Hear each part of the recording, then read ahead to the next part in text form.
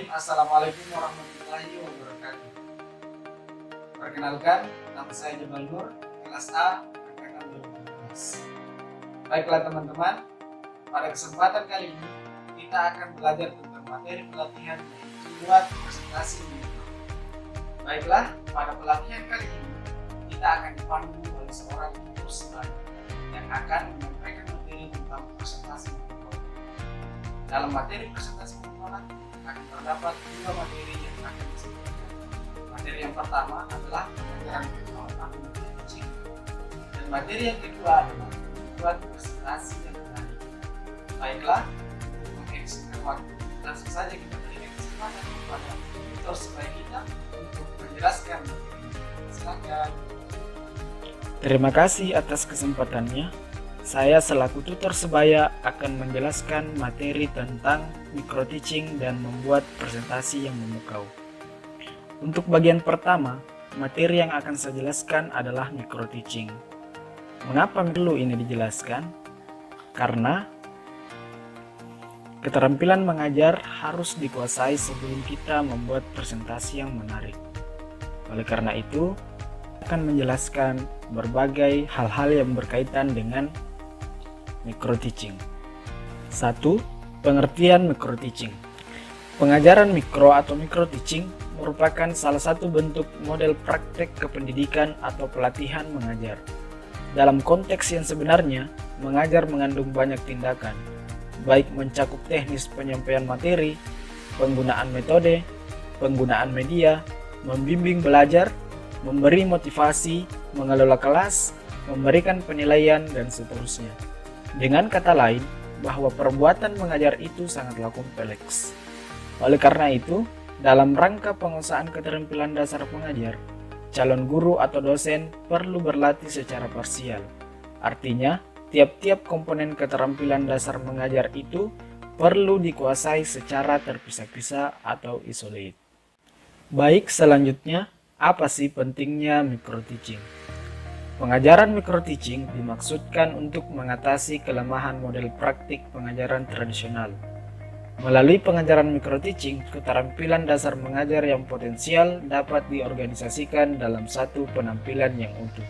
Seseorang yang praktik akan lebih siap dan terampil untuk mengantisipasi perilaku mengajar yang sebenarnya di dalam kelas. Menurut hasil penelitian TUMI tahun 1973, terdapat 8 keterampilan yang sangat berperan dalam kegiatan belajar mengajar.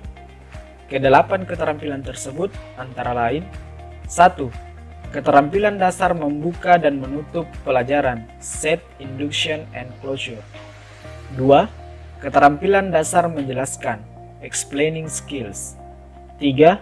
Keterampilan dasar mengadakan variasi, variation skill. 4. Keterampilan dasar memberikan penguatan, reinforcement skills.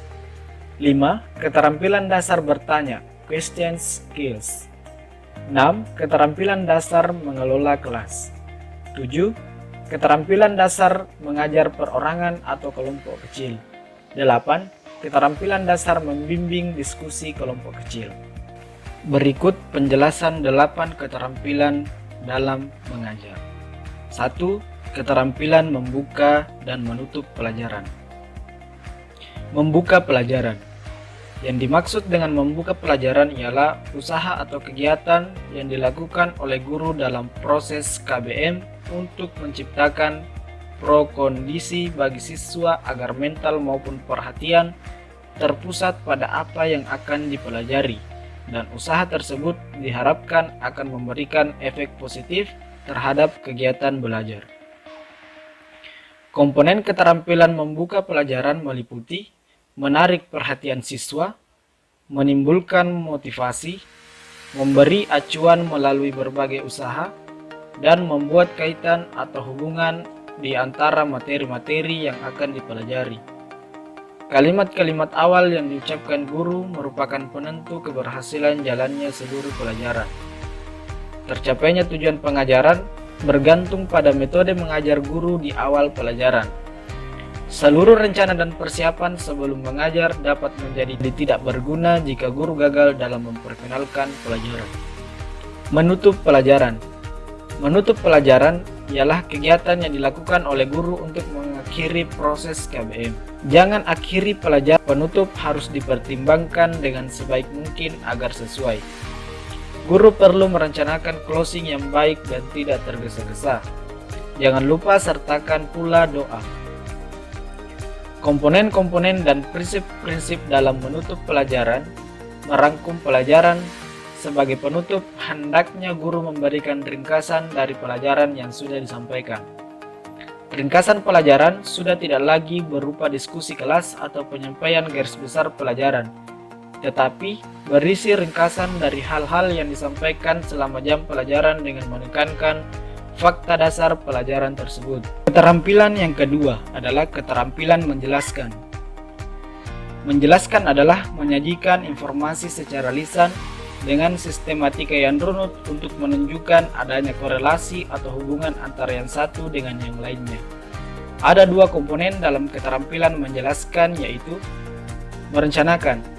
Hal ini mencakup penganalisaan masalah secara keseluruhan, penentuan jenis hubungan yang ada di antara unsur-unsur yang dikaitkan dengan penggunaan hukum atau rumus-rumus yang sesuai dengan hubungan yang telah ditentukan, dan penyajian merupakan suatu penjelasan dengan memperhatikan hal-hal sebagai berikut: kejelasan, penggunaan contoh dan ilustrasi, pemberian tekanan, dan penggunaan balikan atau feedback. Keterampilan dasar yang ketiga adalah keterampilan dasar mengadakan variasi. Variasi dalam kegiatan belajar mengajar dimaksudkan sebagai perubahan dalam proses interaksi belajar mengajar. Dalam konteks ini, variasi merujuk pada tindakan dan perbuatan guru yang disengaja ataupun secara spontan, dan dimaksudkan untuk meningkatkan dan mengikat perhatian siswa selama pembelajaran berlangsung. Tujuan utama dari variasi dalam kegiatan pembelajaran ini adalah untuk mengurangi rasa boring yang membuat siswa tidak lagi fokus pada proses kegiatan belajar mengajar yang sedang berlangsung. Untuk itu, guru perlu melakukan berbagai variasi sehingga perhatian siswa tetap terpusat pada pelajaran. Beberapa variasi yang dapat dilakukan guru selama proses kegiatan belajar mengajar diantaranya adalah penggunaan variasi suara, pemusatan perhatian siswa, kesenyapan atau kebiasaan guru, kontak pandang dan gerak, gestur atau gerak tubuh, ekspresi wajah guru, pergantian posisi guru dalam kelas, dan gerak guru. Variasi penggunaan media dan alat pengajaran. Keterampilan selanjutnya adalah keterampilan dasar memberikan penguatan. Penguatan adalah segala bentuk respons, baik bersifat verbal maupun nonverbal, yang merupakan bagian dari modifikasi tingkah laku guru terhadap tingkah laku siswa, bertujuan memberikan informasi atau umpan balik bagi si penerima, atau atas perbuatannya sebagai suatu dorongan atau koreksi. Teknik pemberian penguatan dalam kegiatan belajar mengajar yang bersifat verbal dapat dinyatakan melalui pujian, penghargaan, ataupun persetujuan. Sedangkan penguatan nonverbal dapat dinyatakan melalui gestur, mimik muka, penguatan dengan cara mendekati, penguatan dengan sentuhan, penguatan dengan kegiatan yang menyenangkan, dan lain-lain. Keterampilan selanjutnya adalah keterampilan bertanya. Bertanya adalah bahasa verbal untuk meminta respon siswa baik berupa pengetahuan, pendapat, ataupun sekedar mengembalikan konsentrasi siswa yang terdestruk oleh berbagai kondisi selama kegiatan belajar mengajar berlangsung. Dalam proses belajar mengajar, bertanya memainkan peranan penting, sebab bertanya dapat menjadi stimulus yang efektif untuk mendorong kemampuan berpikir siswa. Kegiatan bertanya dalam kegiatan belajar mengajar ini akan lebih efektif bila pertanyaan yang diajukan cukup berbobot, mudah dimengerti, atau relevan dengan topik yang. Keterampilan selanjutnya adalah keterampilan mengelola kelas. Suasana belajar mengajar yang baik sangat menunjang efektivitas pencapaian tujuan pembelajaran. Seorang guru harus mampu menjadi manajer yang baik dalam sebuah proses kegiatan belajar mengajar. Hal ini berarti bahwa guru harus terampil menciptakan suasana belajar yang kondusif, serta mampu menjaga dan mengembalikan kondisi belajar yang optimal. Dalam melaksanakan keterampilan mengelola kelas, guru perlu memperhatikan komponen keterampilan yang berhubungan dengan penciptaan dan pemeliharaan kondisi belajar yang optimal. Bersifat preventif seperti kemampuan guru dalam mengambil inisiatif dan mengendalikan pelajaran. Dan keterampilan yang bersifat represif, yaitu keterampilan yang berkaitan dengan respons guru terhadap gangguan siswa yang berkelanjutan dengan maksud agar guru dapat mengadakan tindakan remedial untuk mengembalikan kondisi belajar yang optimal. Keterampilan dasar mengajar yang terakhir adalah keterampilan membimbing diskusi kelompok kecil. Diskusi kelompok merupakan salah satu variasi kegiatan pembelajaran yang dapat digunakan dalam proses kegiatan belajar mengajar. Dalam diskusi kelompok, siswa dalam tiap kelompok kecil dapat bertukar informasi dan pengalaman, melakukan pengambilan keputusan bersama, serta belajar melakukan pemecahan masalah. Diskusi merupakan strategi yang memungkinkan siswa menguasai suatu konsep atau memecahkan suatu masalah melalui satu proses yang memberi kesempatan untuk berpikir, berinteraksi sosial, serta berlatih bersikap positif. Dengan demikian, diskusi kelompok dapat meningkatkan kreativitas siswa, serta membina kemampuan berkomunikasi termasuk di dalamnya keterampilan berbahasa. Nah, sekarang tutor sebaya akan membagikan tips dari ke-8 poin penting keterampilan dasar mengajar yang telah saya uraikan di atas. Yang paling penting bagi seorang guru adalah bagaimana guru menerapkan keterampilan tersebut sehingga proses pembelajaran dapat berjalan baik. Adalah sebuah kebanggaan dan kepuasan batin tersendiri bagi seorang guru bila siswa didiknya mampu memahami berbagai konsep yang disampaikan untuk kemudian mampu mengaplikasikannya dalam kehidupan sehari-hari. Baik, selanjutnya kita masuk ke dalam materi inti, yakni membuat presentasi yang memukau.